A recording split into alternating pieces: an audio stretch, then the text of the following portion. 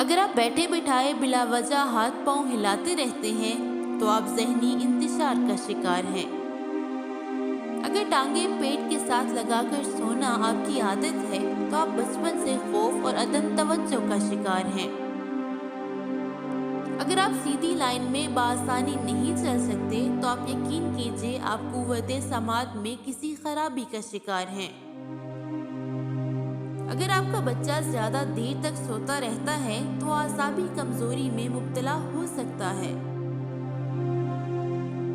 اگر آپ کے گھر میں لڑائی جھگڑا معمول کی بات ہے تو یقین کر لیں کہ آپ کا بچہ ذرا سی بات پر ڈرنے لگے گا اور عدم تحفظ کا شکار ہوگا۔ بات کرنے کے دوران اگر سامنے والا بار بار چہرہ اور آنکھیں پھیرے اور جسم کو حرکت دے تو یقین کر لیجئے کہ وہ آپ سے ایگری نہیں کر رہا۔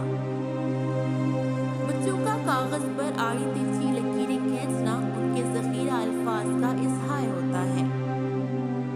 اگر آپ کے ذہن میں کسی کام کے حوالے سے 2 منصوبے ہیں تو آپ کو اپنے پہلے منصوبے کی کامیابی پر کم ہی یقین آئے گا۔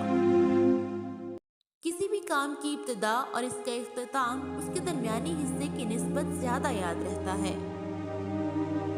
اگر آپ اپنے مقصد دوسروں کو وقت سے پہلے بتا دیں گے تو آپ کی موٹیویشن کم ہو جائے گی اور آپ کی کامیابی کے چانس بھی کم رہ جائیں گے۔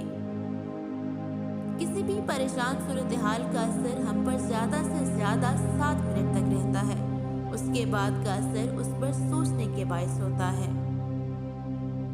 تقریباً 80% لوگ اپنی 16 سال کی عمر میں اس شخص سے مل چکے ہوتے ہیں جس سے ان کی شادی ہونی ہوتی ہے۔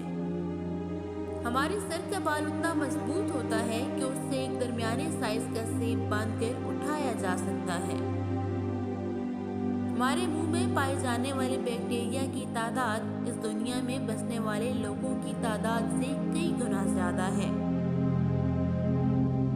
انسانی دل پورے سال میں قریباً 35 کروڑ دفعہ دھڑکتا ہے۔